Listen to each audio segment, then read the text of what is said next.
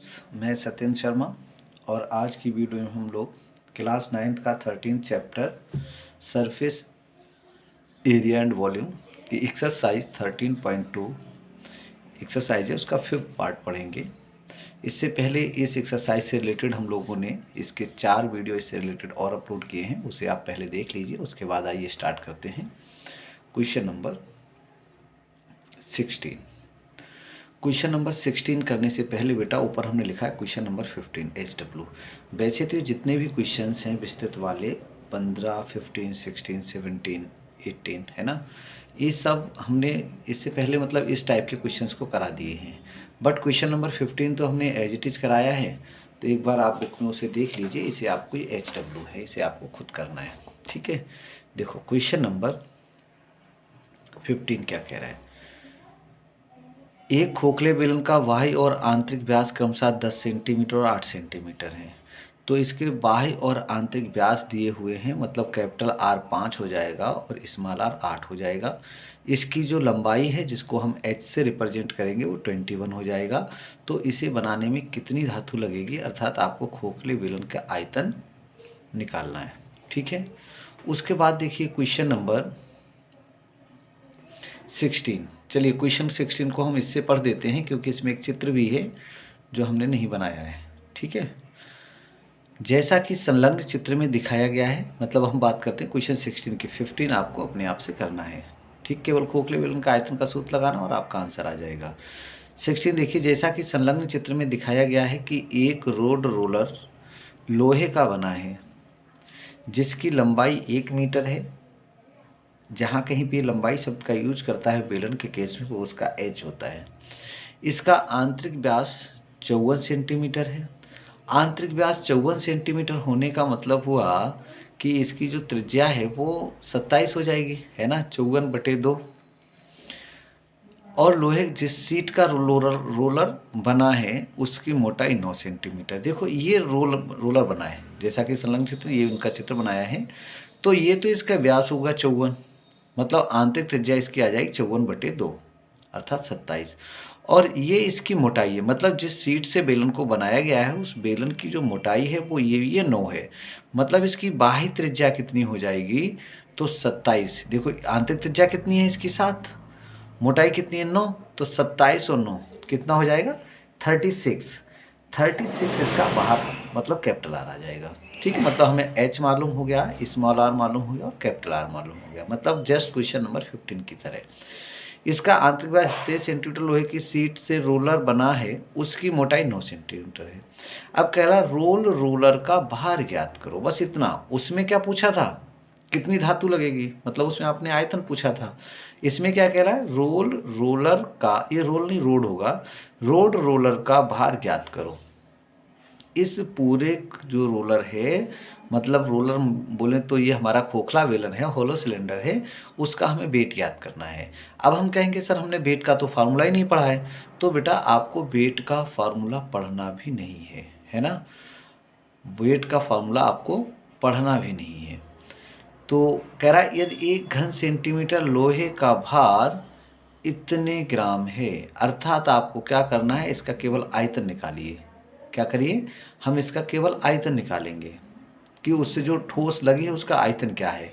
अब जो आयतन है, आयतन को हम क्या करेंगे, 1 घन सेंटीमीटर, भाई देखो जो हमारा आंसर निकल के आएगा वो घन सेंटीमीटर में आएगा। तो ये कह रहा है 1 घन सेंटीमीटर लोहे का भार 8 ग्राम है, मतलब जो आंसर आएगा उसको हम 8 से गुणा कर देंगे, ये हमारा आंसर बन जाएगा, ठीक है।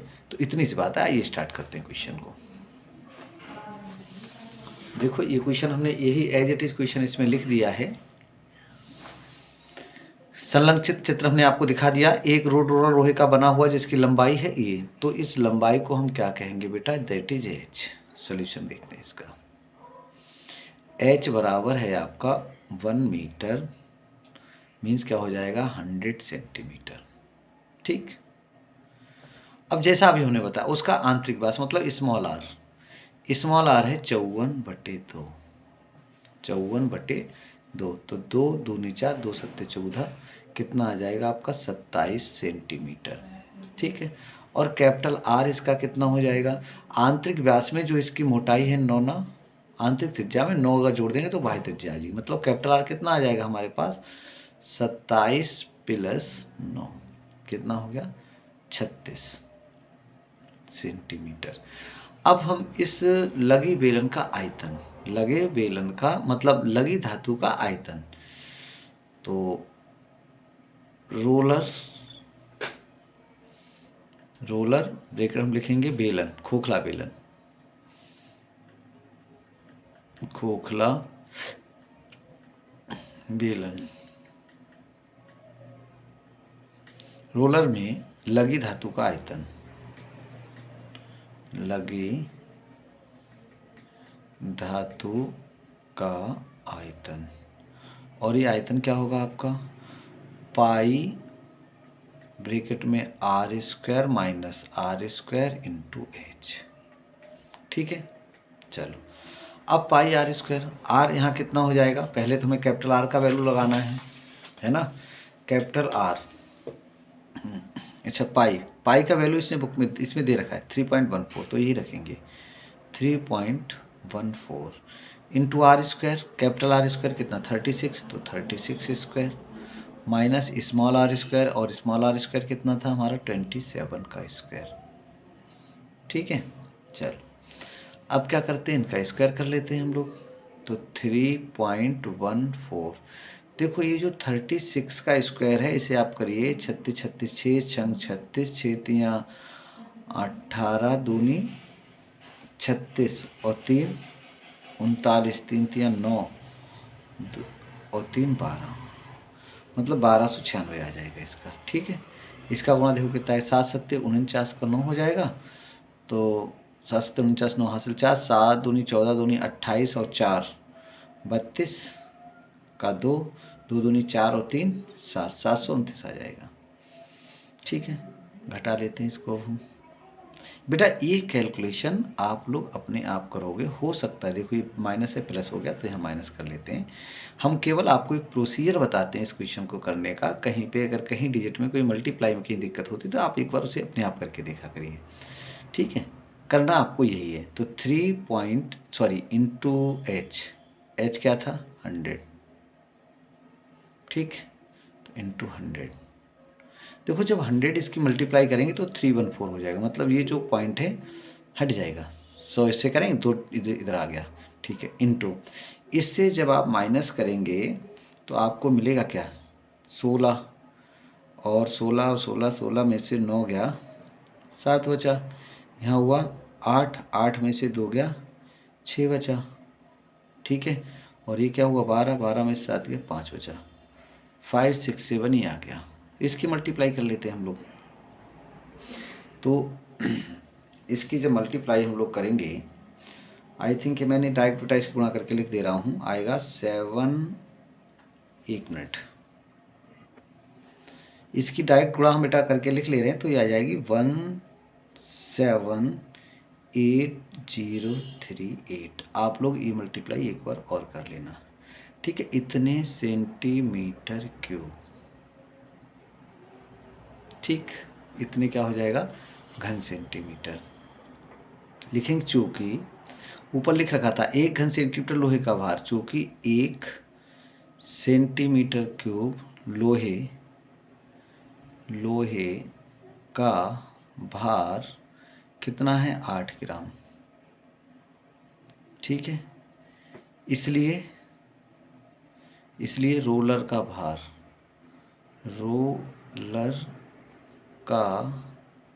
भार कितना हो जाएगा, रोलर का जो है इससे गुणा कर लेते हैं 178038 × 8। ठीक है, ये क्या आ जाएगा आपका, चलो इसकी गुणा ही कर लेते हैं हम लोग। तो इसकी गुणा कितना है, चलो मैं डायरेक्ट कर ले रहा हूँ इसकी गुणा एक साथ में।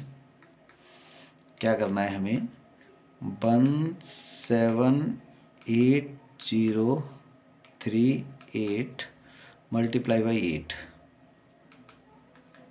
ये बेटा है आपका 1424304, इतने ग्राम, ये ग्राम आंसर आ गया। ठीक है, अगर हम इसे चाहें तो इसे केजी में भी बदल सकते हैं। केजी में कैसे होगा 4304 अपॉन 1000 जब 1000 से डिवाइड करेंगे तो ये क्या बन जाएगा, वो आपका केजी बन जाएगा, मतलब किलोग्राम बन जाएगा। 1000 मतलब 3 के बाद ये आ जाएगा 1424.304 केजी। इसका आंसर बुक में शायद कुछ और आ रहा है, 1 मिनट मैं आपको देख के बता रहा हूँ।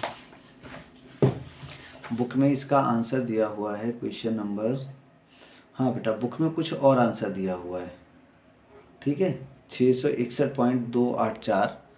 तो एक बार इस कैलकुलेशन करके देख लिया, आई थिंक आंसर सही नहीं है, आंसर में कुछ मिस्टेक है, इसका यही आंसर होगा। फिर से देखा, क्या करना है हमें, बस खोखले बेलन में मतलब आयतन निकालना है, और आयतन निकालने के बाद जो वेट दिया है उससे हम उसका गुणा कर देंगे तो आपका टोटल का वेट आ जाएगा। उसे चाहो तो ग्राम में बदल दो, मतलब चाहो तो ग्राम में ही रहने दीजिए, मतलब ये भी आपका आंसर ठीक है, इसमें भी कोई प्रॉब्लम नहीं हमें। और चाहो तो आप 1000 करके उसे केजी बना लीजिए, दोनों ही आंसर आपके क्या हैं, ठीक है।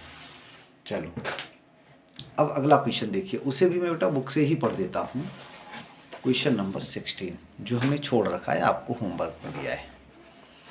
देखो 16 क्या कहता है, एक 6 mm व्यास के तांबे के तार को समान रूप से एक 18 सेंटीमीटर लंबे और 49 सेंटीमीटर व्यास के बेलन के वक्र पृष्ठ पर पूर्ण रूप से लपेटा गया है। इस टाइप का ही क्वेश्चन हम लोगों ने सेम किया था, एक तार को एक बेलन पे लपेटा जाता है, तो तार की लंबाई और आयतन ज्ञात कीजिए। तो पहले तो हम उसकी तार की लंबाई ज्ञात करेंगे। तार की लंबाई हमें कैसे ज्ञात करें, क्या मिलेगी, हम बेलन का जब वक्र पृष्ठ निकालेंगे, हमें क्या करना है, पहले आप पीछे क्वेश्चन देखिए, शायद ये क्वेश्चन हमने बिल्कुल सेम कराया है। आपको बेलन का वक्र पृष्ठ निकालना है, और बेलन के वक्र पृष्ठ को जब हम व्यास से भाग करेंगे तो तार की लंबाई आ जाएगी, ठीक है, तार की लंबाई आ जाएगी। दूसरी चीज़ है तार का आयतन। अब तार किस आकार का होता है, बेलन के आकार का होता है, तो उस तार की जो लंबाई आई वो तो उसका h हो जाएगा, और जो तार का व्यास है उससे आप r निकाल लेंगे, फिर पाई r स्क्वायर h लगाइएगा, आपका ये भी मिल जाएगा, उसका आयतन भी ज्ञात हो जाएगा। कह रहा है यदि तांबे का विशिष्ट गुरुत्व इतने ग्राम पर सेंटीमीटर क्यूब है तो तार का भार भी ज्ञात क्या कीजिएगा। तो जब आपका वो ठीक अभी जो हमने कराया उस टाइप से कर ही लेंगे। अगला क्वेश्चन देखिए फिर,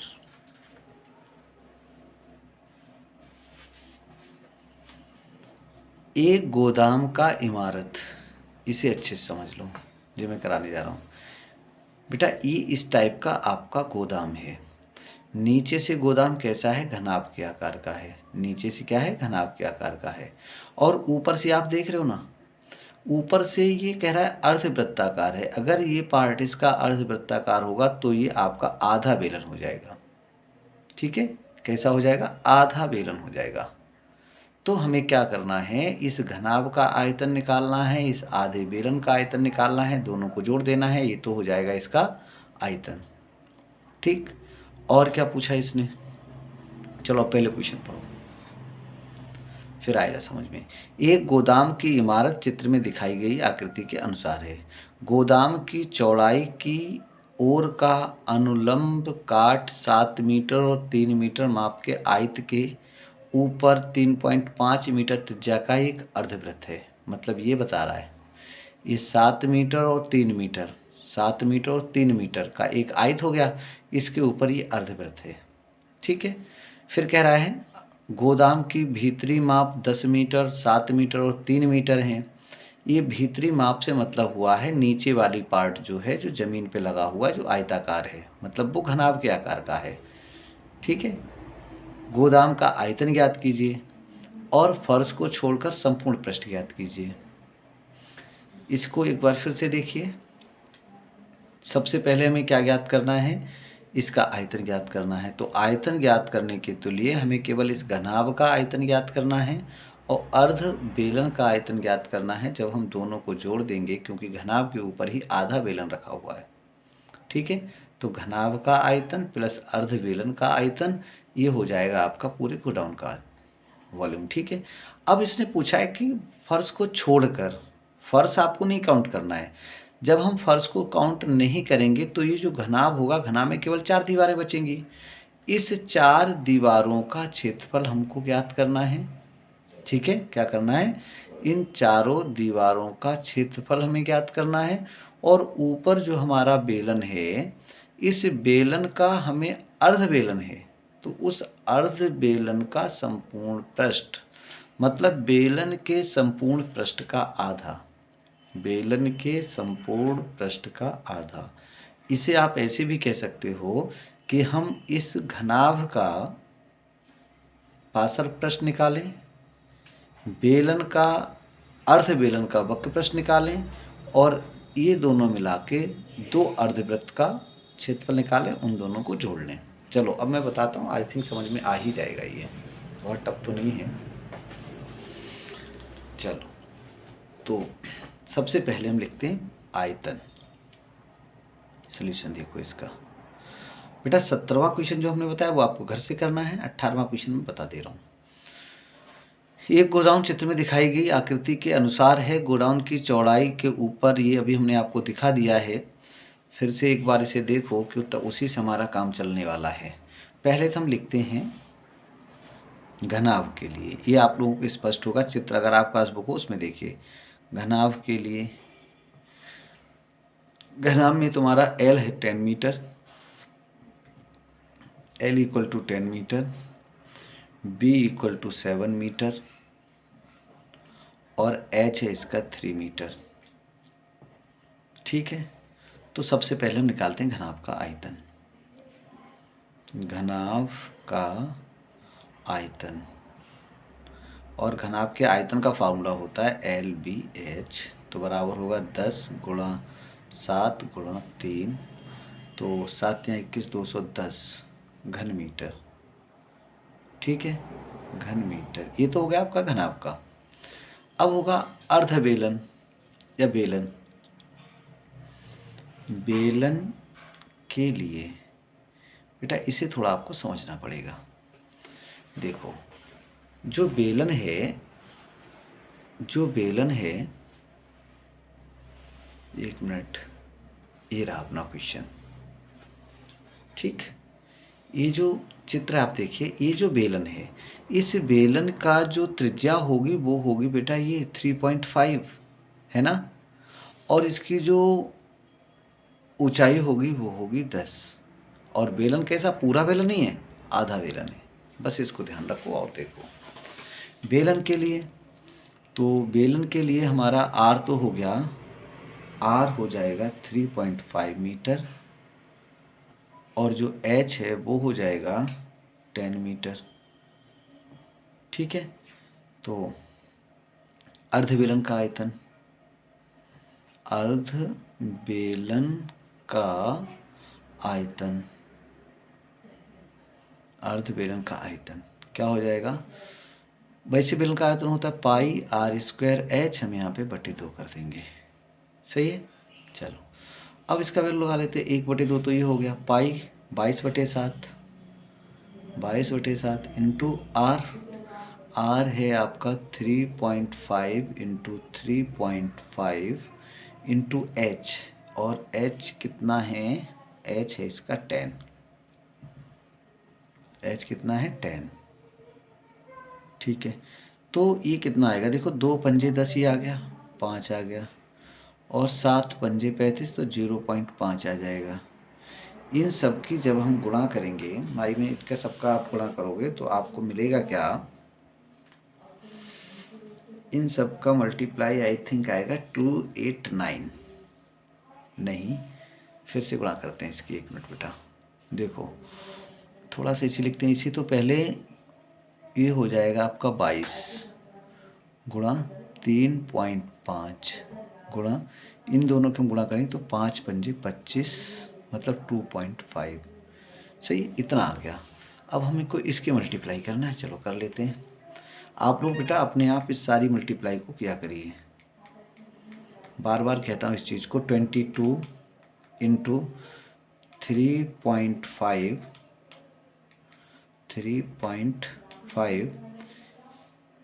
इंटू 2.5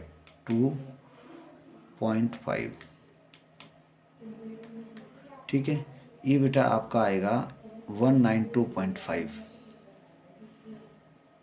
192.5 ये आ गया।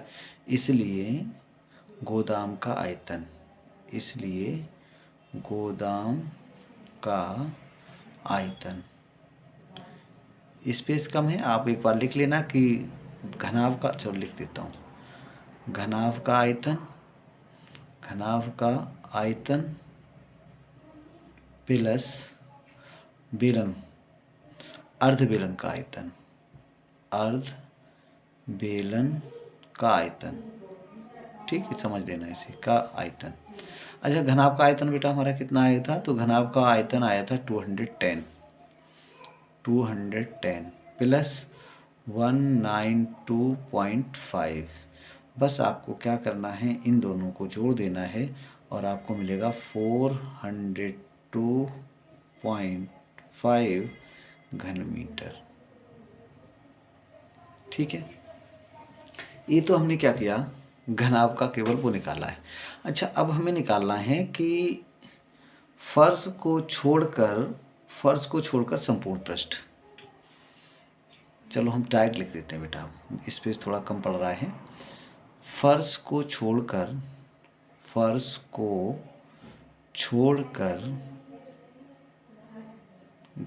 गोदाम का संपूर्ण पृष्ठ कितना हो जाएगा बेटा? घनाभ का पार्श्व पृष्ठ, घनाभ का पार्श्व पृष्ठ प्लस 1/2, क्यों लगाया हमने? आधा बेलन है इसलिए 1/2 बेलन का संपूर्ण पृष्ठ, बेलन का संपूर्ण पृष्ठ। तो घनाभ का संपूर्ण पृष्ठ क्या होता है बेटा? 2 ब्रैकेट में L plus B into H। घनाभ वाला लगाएंगे इसमें प्लस 1/2।